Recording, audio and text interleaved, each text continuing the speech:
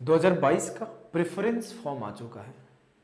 सभी लोग हड़बड़ाए हुए हैं, कौन सा ले लूँ पोस्ट। मेरे पास भी काफ़ी मैसेज आए कि मैं 315 है, किसी के 330 है, तो मैं ये पोस्ट ले लूँ क्या, यहाँ पे लोकेशन मिल जाए क्या। तो ये जो हो रहा है ना, ये नॉर्मल है। पहले चीज़ बता दूँ, दो टाइप के लोग होंगे।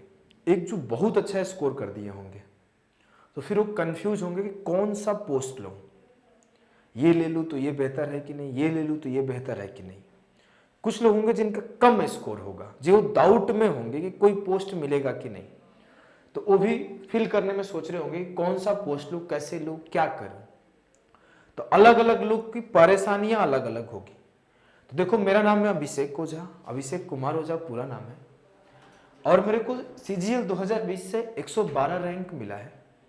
मिला नहीं, आया है। इस साल मैंने DA पोस्ट चुना था, मेरे को मिला नहीं था। इस साल मैं DA पोस्ट चुना था, और ये मेरे को होम स्टेट मिला है। बिहार से मैं बिलोंग करता हूँ, तो मैं होम स्टेट में पोस्टेड हूँ।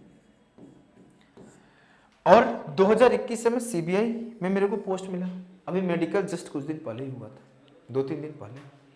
तो मेरे को ऐसा लगता है भाई ना, कि मैं आपको सजेस्ट कर सकता हूँ, और इतना क्वालिफाइड हूँ कि मैं आपको सजेस्ट करूँ कि किस तरीके से आपको पोस्ट चूज करना चाहिए, कौन कौन से फैक्टर आपको कंसीडर करना चाहिए। ऐसा नहीं कि किसी के दिखावे में आके, किसी की सिर्फ एक आदमी की बातों को सुन के आप मोटिवेट हो गए किसी सर्टेन पोस्ट के पीछे भाग रहे हो। हर चीज में ट्रांसपेरेंट वे में और इम्पार्शियल वे में बताऊंगा कि क्या क्या आपको किस किस तरीके से सोचना चाहिए चुनने से पहले। ऐसा नहीं रैंडम जाओ और कुछ भी फिल करके चले आओ, क्योंकि ये जो है ना, अभी के टाइम पे जो आप स्कोर किए हो सकता है कम होगा, तो आप आगे बेहतर कर लोगे और बेहतर पोस्ट पालोगे। लेकिन उन लोगों से गलतियां ज्यादा जल्दी होती है जो बेहतर स्कोर किए रहते हैं और किसी के दिखावे में आके किन्हीं लोगों की बातें सुनकर मिस्टेक कर देते हैं पोस्ट प्रेफरेंस में। तो मैं अपने अनुसार, मैं अपना एक ओपिनियन रखने वाला हूं, और इसको आप 100% अपने लिए अप्लाई नहीं करना। इसके सर्टेन पार्ट को अपने ऊपर कंसीडर करना कि कुछ पार्ट आपके लिए अप्लीकेबल होगा, कुछ पार्ट आपके लिए नहीं होगा। लेकिन बातों को सुनना, अल्टीमेट और फाइनल डिसीजन जो होगा आपका खुद का होगा। यह बात हमेशा ध्यान रखना कि पोस्ट चुनने में जो लास्ट डिसीजन होने वाला है वो आपका खुद का होने वाला है, किसी और का नहीं है। जैसे मेरा जो ये डिसीजन था पहला, ये खुद का था, और ये वाला डिसीजन मजबूरी का था, प्रेशर का था। और कुछ आप जैसे बच्चे प्रेशर बनाते हैं, कुछ फैमिली प्रेशर बनाता है, कुछ रिलेटिव प्रेशर बनाते हैं, तो आपको हर चीज को कंसीडर करना है। मैं यहां पर यूट्यूब पे था, लोग मेरे को जानते थे, तो मैं प्रेशराइज ज्यादा था। तो ये मेरा प्रेशराइज्ड पोस्ट है, ये मेरा मनचाहा पोस्ट है। तो आओ मैं दोनों चीजें आपको बताऊंगा, इसलिए मैं चीजों को ज्यादा अच्छे से अंडरस्टैंड करता हूं कि कब किस सिचुएशन में आपको प्रेशर मिलता है और किस सिचुएशन में आपको ना खुद से चुनना होता है। तो सारी चीजों को डिस्कस करने से पहले मैं आपको कुछ बेसिक बातें बता दूं कि पहले आपको यह बात पता होना चाहिए ना कि CGL में पोस्ट कितने हैं। टोटल पोस्ट जो है ना 61 है। आप अगले 2 दिन तक 3 दिन तक एक काम करो कि एक एक पोस्ट के बारे में नॉलेज गेन करो, उसके रिक्वायरमेंट्स क्या क्या है ये पता करो, उसमें क्या क्या चीजें आप मांग रहे हैं जो आपके पास नहीं है। लाइक कि मान लो CBI में आपको जाना है, GST में आपको जाना है, एक्साइज में आपको जाना है, कस्टम में आपको जाना है, और उसमें आपको कलर ब्लाइंडनेस नहीं मांगेगा और आपको कलर ब्लाइंडनेस है, या फिर आपका हाइट मांगता है GST में, GST नहीं, आई थिंक CBI में 165 हाइट मांगता है, आप 158 हो तो नहीं जा सकते। तो आपको छोटी छोटी बातें आपको कंसीडर करना है, समझ रहे हो ना। तो आप देखो, पहला चीज कि 4800, देखो इसमें बता दूं कि 61 पोस्ट में ना कौन कौन से ग्रेड पे का पोस्ट है। जो सबसे हायर ग्रेड पे होता है वो 4800 ग्रेड पे होता है, जिसमें आपका असिस्टेंट ऑडिट ऑफिसर, और इसमें 2 नाम है, बहुत लोग को नहीं पता होगा, एक असिस्टेंट अकाउंट ऑफिसर भी होता है। ये गैजेटेड पोस्ट है 4800 ग्रेड पे का। उसको 4600 में ही आपके आते हैं ASO इन MEA, जो मिनिस्ट्री ऑफ एक्सटर्नल अफेयर्स होता है, income tax inspector, CBI inspector, आपको GST इंस्पेक्टर या फिर excise inspector, preventive officer, examiner. Maximum जो इंस्पेक्टर पोस्ट है ना वो यहां पे आता है। 4200 ग्रेड में DA आता है, और भी बहुत सारे पोस्ट आते हैं आपको 4200 ग्रेड पे में, आपको जाके नॉलेज लेना है। 2800 में ऑडिटर आता है, अकाउंटेंट आता है, ये सब। 2400 में PA मतलब postal assistant, sorting assistant, tax assistant, जो भी 2400 आते हैं सब आते हैं। तो ये आपका हो गया इतने ग्रेड पे। मैं यहां पर आपके सामने वैकेंसी भी लिख दिया हूं कि कौन से पोस्ट की कितनी वैकेंसी है। तो आपके सामने ये लिखा हुआ है। अब देखो सबसे ज्यादा वैकेंसी है आपको 2400 वाले 26,500। तो इतना तो समझ आपको होगा ही कि जो आपको पोस्ट मिलेगी मैक्सिमम लोगों को यही मिलेगी। और जो अच्छी पोस्ट मतलब जो सबसे ज्यादा प्रिफरेबल पोस्ट है वो 3942 है। इसमें भी आपको बहुत सारे फैक्टर्स होते हैं। एक फैक्टर होता है लोकेशन, कोई है नॉर्थ से, राजस्थान से बिलोंग करता है, दिल्ली से बिलोंग करता है, उसको आसपास ही चाहिए अपने, न कि वो जाके चेन्नई में बैठेगा। कोई जो है चेन्नई से है वो नॉर्थ में नहीं आएगा। बहुत रेयर ही होते हैं कुछ लोग जो साउथ से बिलोंग करते हैं, साउदर्न स्टेट से, वो नॉर्दर्न में आके वर्क करते हैं। नॉर्दर्न वाले काफी तब भी साउदर्न स्टेट्स में वर्क करते हैं। तो आपको पहले काम क्या करना है मेरे दोस्त, मेरे भाई, कि आपको पहला काम ये करना है ना, मैं आराम आराम से सारी फैक्टर बताता हूँ, थोड़ी समय लूंगा लेकिन चीजें ना अच्छे से एक्सप्लेन करके जाऊंगा। एक बार ध्यान से सुन लेना, बहुत सारे ओपिनियन आपके हित में होंगे, बहुत सारी चीजें आप इससे लर्न करके जाओगे जो आपको आने वाले फ्यूचर में बहुत हेल्प करेगी। आपको पहला काम क्या करना है, पहला काम एक एक पोस्ट के बारे में अंडरस्टैंडिंग लो। जैसे एओ है, मान लो एएसओ है, मान लो इनकम टैक्स इंस्पेक्टर है। ऐसा नहीं कि आपको कोई बोल दिया कि सीबीआई में ये चीज है तो सीबीआई ले लो, सीबीआई में वर्कलोड बहुत ज्यादा है। ईडी है, कोई बोला पावर बहुत है, सीबीआई ईडी ले लो, हड़बड़ा के नहीं ले लेना है। जिंदगी की बात है, एक बार लोगे ना तो हालत खराब हो जाएगी, चेंज करना पड़ेगा, पोस्ट बर्बाद करना पड़ जाएगा, मेरे ही तरीके।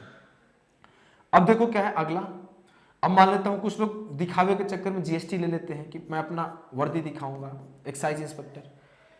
पहला काम आप जाकर लर्न करो, एक एक पोस्ट के बारे में सारे वीडियोस देखो, थोड़ा टाइम दो, 2 दिन पढ़ाई ना हो कोई बात नहीं, जाके एक एक चीज के बारे में देखो। फर्स्ट चीज। सेकेंड जो आपको समझना है, ये आपके सामने वैकेंसी लिखा हुआ है, इससे आपको ना जो डेटा आप अपलोड किए होगे आपका एक रैंक पता चल रहा होगा कि आप कहां पे लाइक कर रहे हो। तो इससे आप रियलाइज कर पाओगे कि किस पोस्ट पे आप जा सकते हो। तब भी मैं एक डेटा आपके सामने रखता हूं, इसको समझना। देखो ये मैं एक रेंज लिख दिया हूं, स्टैटिक्स तो समझते हो ना, तो मैं एक रेंज लिख दिया हूं कि जो बच्चे 360 से 340 के बीच में स्कोर किए हैं उनका लगभग एक्सपेक्टेड रैंक 1 से 50 बन रहा है। अब देखो जो मैं बोलता हूं कि 340 से जो 320 किए हैं वो 51 से 1000 के बीच में, 320 से जो 300 है लगभग 1000 से 6500, और 280 से 260 के बीच में है वो लगभग यहां तक पहुंच रहे हैं। इससे आपको पता चल जाए रहा है कि जो लोअर लिमिट है 260, इसके आसपास अगर आप जनरल कैटेगरी से हो तो आपका एक जॉब लेना फाइनल है। जरूरी नहीं कि आपके घर में मिले, जरूरी नहीं कि आप अपने होम स्टेट होम डिस्ट्रिक्ट में ले लो, लेकिन एक जॉब आपको मिल जाएगा। Postal assistant, sorting assistant, tax assistant, कुछ भी मिल सकता है, ये अभी डिसाइडेड नहीं है। फिल कैसे करना मैं सिखाऊंगा आगे। आगे भी बहुत सारी बातें बताऊंगा, ध्यान से सुनना, ध्यान से एक एक चीज सुनते जाना। अब देखो 2 तरीके का कंफ्यूजन होगा। सबसे ज्यादा कंफ्यूजन में ना जो रैंकर रहते हैं वही होते हैं। अब कोई बोल रहा है क्यों, अब देखो मैं बता रहा हूं रैंकर्स कंफ्यूजन में क्यों रहते हैं। मैं खुद एक अच्छे रैंक पे था, तो रीजन क्या था, उनके पास ऑप्शंस बहुत होते हैं। वो एमईए भी ले सकते हो, इनकम टैक्स भी ले सकते हो, डीए होम स्टेट भी ले सकते हो, जीएसटी होम स्टेट भी ले सकते हैं। वो सबसे पावरफुल के पीछे भागेंगे तो ईडी ले सकते हैं। इस बार मेरा एक स्टूडेंट मिला 93rd rank ED, 157th rank ED, दोनों स्टूडेंट थे, तो वो लोग टॉप पोस्ट लाके ईडी ले लिए। तो इस टाइम पे सबसे ज्यादा कंफ्यूज रैंकर होंगे, तो उनको ना अपना क्या क्या पर्सपेक्टिव, क्या क्या फैक्टर सोचने हैं, मैं आगे बता रहा हूं कौन कौन सा फैक्टर आपको कंसीडर करना है। अब देखो जो सबसे कम मार्क्स वाले होंगे, मतलब तो थोड़े कम मार्क्स वाले होंगे, उनको क्या कंसीडर करना है, उनको कैसे फिल करना है वो भी बताता हूं। इन चीजों को आप समझ लो। अब देखो आपके सामने कैसे फिल करना है, इसके पहले मैं फैक्टर का डिस्कशन कर लूं। देखो इतने सारे आपके पास फैक्टर्स होते हैं। एक होता है आपका ग्रेड पे, कुछ लोग क्या होता है 4600 ग्रेड पे या 4800 ग्रेड पे के पीछे भागते हैं। ध्यान से सुनना, एक हो गया होम पोस्टिंग, होम स्टेट हो जाता है। एक वर्क लाइफ बैलेंस, मान लो एक फ्यूचर प्रमोशनल एस्पेक्ट्स क्या है। एक जगह हो जाता है सोशल लाइफ, भौकाल दिखाना है मेरे को कि मैं ये हूँ। एक होता है यूटीएम, जहां ज्यादा मिले। यूटीएम समझ में नहीं आया क्या, अंडर टेबल मनी, कुछ लोग इसके पीछे भी भागते हैं। अब देखो मैं बोलता हूं ग्रेड पे के पीछे मत भागो। यू शुड अंडरस्टैंड कि ग्रेड पे के ज्यादा जरूरी है कि आप सेटिस्फाइड कितने हो। मैं बोलता हूँ, देखो ऐसे तो बहुत लोग हैं जो खुश रहते हैं कहीं भी, लेकिन मैं बोल रहा हूँ अगर आप बचपन से मम्मी पापा के साथ रहे हो, नॉर्थ में रहे हो, नॉर्थ इंडियन फूड खाए हो, तो थोड़ा साउथ में आपको दिक्कत होगा। आपके थोड़े स्कोर अगर कम है तो आप ना कोई ऐसा पोस्ट चूज कर लो ना कि जिससे आपको नॉर्थ में ही पोस्ट मिल जाए, साउथ ना जाना पड़े। मतलब you should go for home posting rather than grade pay. आपको होम पोस्टिंग पे ज्यादा ध्यान देना चाहिए ग्रेड पे से, ये चीज आप ध्यान देना। जैसे मैं खुद आपके सामने एग्जांपल हूं, डीए सीबीआई वाला मैं मजबूरी में लिया हूं, आपको आगे मैं बताऊंगा किसी अलग से वीडियो में क्यों लिया और जाना है नहीं जाना है, करूंगा नहीं करूंगा वो बाद में बताऊंगा। अब जैसे बता रहा हूं, कुछ लड़कियां होती हैं हमारी बहनें, उनको सबसे ज्यादा दिक्कत होता है वर्क लाइफ बैलेंस का। लड़कों को भी होता है लेकिन सबसे ज्यादा दिक्कत लड़कियों को होता है। तो वो लोग हड़बड़ी में क्या होता है ना, मैं देखा हूं कि 2020 से जानता हूं कि ऐसी लड़की जो ईडी चूज कर ली, फिर वो अगले साल छोड़ के इनकम टैक्स जा रही है, क्योंकि इसमें वर्क लाइफ बैलेंस नहीं मिलता उतने अच्छे से। 2021 में देखा सीबीआई को चूज कर लिया, उसको वर्क लाइफ बैलेंस नहीं मिलेगा, फिर सीएसएस में आ रही है। तो सबसे ज्यादा वर्क लाइफ बैलेंस जो जरूरत होता है ना हमारी गर्ल्स के होते हैं, तो वो लोग चूज बहुत आराम से करना। पहले आप पोस्ट के बारे में नॉलेज लो, एक एक पोस्ट को किसमें वर्क लाइफ बैलेंस ज्यादा अच्छा है। खास करके आपको देखो तो सीएसएस में है, एमईए में है और सीएजी डिपार्टमेंट के भी जॉब में है। लड़कों को भी बता दूं कि कुछ पोस्ट है जैसे लाइक सीबीआई, काफी हेक्टिक शेड्यूल होता है, 18 घंटे 17 घंटे भी जॉब करना पड़ जाएगा, दिन भर दौड़ भाग करना पड़ जाएगा। ईडी में भी काफी है। अब देखो बता रहा हूं ना, लेकिन इधर एक और चीज है, सोशल लाइफ, पावर दिखाना है, भौकाल दिखाना है कि मेरे को ईडी मिला है, मेरे को सीबीआई मिला है। तो दोनों चीजें आपको समझना है। तो देखो आप इधर आपको वर्क लाइफ बैलेंस चाहिए तो ये पोस्ट मत लो, सोशल पावर चाहिए, सोशल लाइफ भौकाल दिखाना है, ये पोस्ट लो। ध्यान से समझ रहे हो ना बातों को। तो आपको ये तो मैं अपना पर्सपेक्टिव बता रहा हूं, अंडर टेबल मनी के बारे में डिस्कशन नहीं करूंगा, ये सब खत्म हो गया है, ऑलमोस्ट मैक्सिमम पोस्ट से खत्म हो गया है। ट्रांसपेरेंसी धीरे धीरे बढ़ते जा रही है, हर जगह चीजें ऑनलाइन होते जा रही है। अब पैसे उतने कहीं मिल नहीं रहे हैं, तो इसके पीछे आप दिमाग से हटा दो ये बातें कि कहीं पे आपको पैसा मिलेगा नीचे से। अब देखो आपको कैसे सोचना है, ये तो मैं कुछ फैक्टर आपको लिखा। आपको एक लाइन खींचना है, इधर लिखना है आपको चाहिए क्या, आपकी रिक्वायरमेंट क्या है। क्या आप सरवाइव कर जाओगे दूसरे सिटी में मम्मी पापा से दूर? क्या आपको पैसे चाहिए? मान लो कुछ लोग 4600 ग्रेड पे लेके एएसओ दिल्ली में रहने चले जाते हैं, सीएसएस एमईए जो भी लेते हैं, और फिर वो बोलते हैं कि भैया 12,000 एचआरए मिलता है, 30,000 का फ्लैट है, 30,000 का फ्लैट है। आप जाओ दिल्ली, पता चलेगा अच्छे जगह पे आपको फ्लैट लेने में 15,000 तो मिनिमम कॉस्ट आएगा। तो सैलरी तो आपको ज्यादा मिल रही है वहां पे जाके, एक्स सिटी में जाओगे तो कंसिडरेशन करोगे किस सिटी में हो, एक्स सिटी में हो, वाई सिटी में हो, जेड सिटी में हो, उसके अनुसार आपको हाउसिंग रेंट अलाउंस मिलेगा। यहाँ पे आपको दिल्ली जैसे शहरों में, मुंबई जैसे शहरों में, आपको बेंगलोर जैसे शहर में ज्यादा मिलता है, 12,000 के आसपास मिलता है। लेकिन आपको पता होना चाहिए खर्च भी तो ज्यादा होता है ना। वाई सिटी में खर्च थोड़ा कम होगा, जेड सिटी में आपको 3,000 2,000 में रूम मिल जाएगा। तो आपको चीजों को समझना है, हड़बड़ा के नहीं पोस्ट लेना है, बात को समझो। सिर्फ ये नहीं कि मैं ये पोस्ट लूंगा, उसके सारे फैक्टर्स को सोचने हैं। मान लो कुछ लोग जेड सिटी में चले गए, यहां आपको मॉल ही नहीं मिलेगा, मॉल मूवीज हॉल बहुत बड़े बड़े नहीं दिखेंगे, यहां आपको ये दिखेंगे। तो आप किस लाइफ स्टाइल को जीना चाहते हो, पास्ट में कौन से लाइफ स्टाइल जिए हो, ये चीजें आप कंसीडर करो। आपका फैमिली बैकग्राउंड क्या है, आप गांव से बिलोंग करते हो, आपके मम्मी पापा के साथ रखना है, मम्मी पापा या तो आपके पास आ जाए या फिर आप मम्मी पापा के पास चले जाओ। इस तरीके से आपको सारे फैक्टर कंसीडर करने हैं। आगे मान लो कुछ लोग होंगे जिनको आगे फर्दर प्रिपरेशन करना होगा, मान लो यूपीएससी करना होगा या फिर कोई भी स्टेट पीएससी करना होगा, तो वो लोग कौन से पोस्ट को चुने, तो उनके लिए तो डीए बेहतर है, डिविजनल अकाउंटेंट। पूरा ओपन सजेशन है ये कि अगर कोई भी आप एग्जाम का प्रिपरेशन करना चाहते हो तो डीए जाओ, आगे तैयारी करो, पूरा टाइम मिलेगा अच्छा खासा। समझ रहे हो ना। तो इन सारी चीजों को आप देखते हुए फिल करना। एक चीज और बता दूं, जब भी आप पोस्ट फिल करो ना, तो अगर आपके अच्छे मार्क्स हैं तो फिर आपको दिक्कत नहीं होगा। जैसे मेरा 112 रैंक था दिस ईयर, मैं सिर्फ 2 पोस्ट चुन के आया था अपने प्रेफरेंस फॉर्म में, डीए और इनकम टैक्स। मेरे को पता था डीए मिल जाएगा, मिल गया। जब मैं 2021 में गया तो सिर्फ 2 पोस्ट चुन के आया, इनकम टैक्स और सीबीआई। मेरे को सीबीआई मिल गया, काम खत्म, कोई दिक्कत ही नहीं हुआ। तो अब मैं आपको बताता हूं कि आपको कैसे फिल करना है। अब मैं तो श्योर था कि मेरे को मिलेगा ही मिलेगा, मेरा रैंक अच्छा था, लेकिन आपको ना तब भी सोचना होगा। देखो अच्छे रैंक वाले ना पहला काम करें, अच्छा स्कोर वाले पोस्ट डिसाइड कर ले, पूरे मन से जाके आराम से फिल करे, उनको मिल जाएगा। लेकिन जिनके थोड़े मार्क्स आगे पीछे हैं और उनको लगता है कि पोस्ट नहीं मिलेगा, तो उनको हमेशा इस डायरेक्शन में फिल करना है।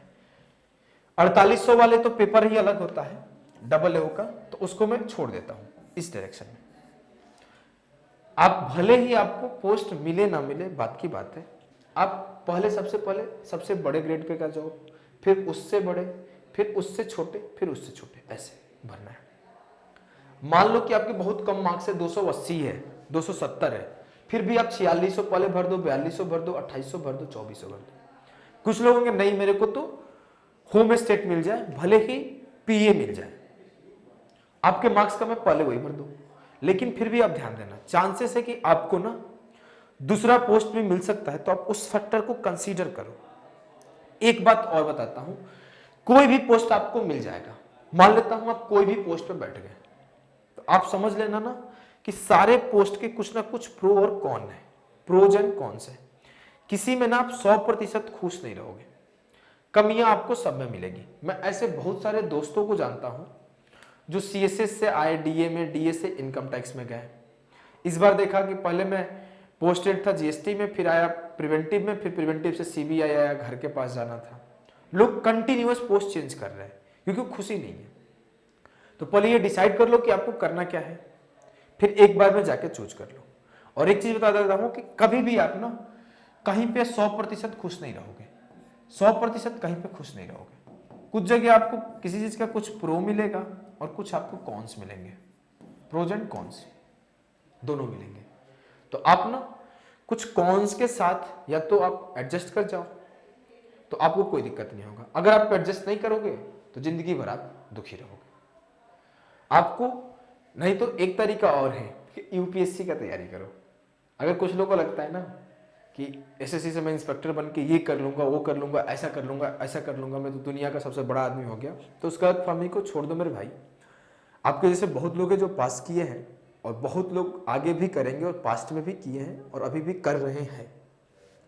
तो ये जान जाओ कि सिर्फ क्लर्क लेवल का नौकरी है, डेस्क जॉब है, मैक्सिमम डेस्क जॉब है, बैठ के कंप्यूटर पर टकर टकर करना है और टाइप करो, फाइल लिए, ड्राफ्टिंग करो, नोटिंग करो, यही काम है मैक्सिमम जगह। अगर आपको ना सच में पावर एंजॉय करना है तो यूपीएससी करो। यहां पे प्रॉब्लम छाट छाट के पोस्ट मत बदलना, जो पोस्ट आपको अच्छा लगता है एक बार में फिल करो और ले लो। मैं ज्यादा एक्सप्लेनेशन नहीं दिया क्योंकि मैं ज्यादा डेटा सर्वे नहीं किया था। ऐसा आप सोचोगे कि मैं आऊंगा कुछ जादू का बूटी दे दूंगा या फिर बाबा का बूटी दे दूंगा जिससे आप 1 मिनट में क्लियर हो जाएगा कि आपको कौन सा पोस्ट लेना है, तो ये गलत सोच रहे हो। मैं आपको सिर्फ सलाह दिया बड़े भाई होने के नाते कि आप अपने सारे फैक्टर को कंसीडर करना, और कैसे करना, सारे पोस्ट को एनालिसिस करके करना, अपना मार्क्स को देखते हुए करना, खास करके इन सब चीज़ों को देख के करना, किसी के बहकावे मत आना, अपना दिमाग खुद यूज करना। और भी लोग हैं, अच्छे अच्छे लोग हैं जो अच्छी अच्छी सलाह देते हैं, यूट्यूब पर ही है, उनकी सुनना, लेकिन जो रियलिस्टिक और सही सलाह देता है उन्हीं की सुनना। और आप, आई होप इस बार आपका जो ड्रीम पोस्ट होगा मिल जाएगा, और जिनको ड्रीम पोस्ट नहीं मिलेगा CGL 23 से हो, इस बार ड्रीम पोस्ट ले लेंगे। तो अभी हम लोग मिलते हैं आने वाले टाइम में, आने वाले क्लास में। और आप, ये तो मैं क्लास नहीं था, आप लोगों के लिए एक सलाह वाली वीडियो बनाया था, और हम लोग क्लासेस में मिलते हैं। और भी चीज़ें आपको अगर कुछ डाउट रह गई तो बताना, मैं ज़रूर लेकर आऊँगा। किसी पोस्ट के बारे में जानकारी चाहिए तो बताना, मैं उसके लिए अलग से वीडियो लेकर आऊँगा। और ऐसे बहुत लोग बनाए हैं, जाके आप वहाँ पे देख लो, लर्न कर लो हर चीज़ों को, फिर जाके चूज करो। एक चीज़ और बता दूँ, देखो मैं भूल ना जाऊँ, कि आप ना लास्ट डेट का वेट मत करना, लास्ट डेट का वेट मत करना। सर्वर स्लो हो जाएगा, बहुत लोग फिल करने लगेंगे, दिक्कत हो जाएगा। एक दिन 2 दिन पहले अपना प्रेफरेंस फॉर्म फिल करके डाल देना। समझ गए ना? ध्यान से ये बात आप ध्यान रख लेना मेरे भाई। प्रेफरेंस फॉर्म 1-2 दिन पहले भर देना और भर के अपना सबमिट कर देना। लास्ट डेट का इंतजार बिल्कुल मत करना है, एसएससी है, कुछ भी गड़बड़ हो सकता है। और एक बार अगर आप फिल कर दिए तो आपको पता है कि अब सीधे डिपार्टमेंट में डीवी होगा, अब पहले वाला टाइप नहीं रह गया है, तो आपको सीधा आपको पोस्ट मिल जाएगा। तो आराम से सोच समझ के फिल करना। ठीक है, मिलते हैं आने वाले क्लासेस में। तब तक के लिए bye bye, tata, thank you. अच्छे से पोस्ट फिल करना।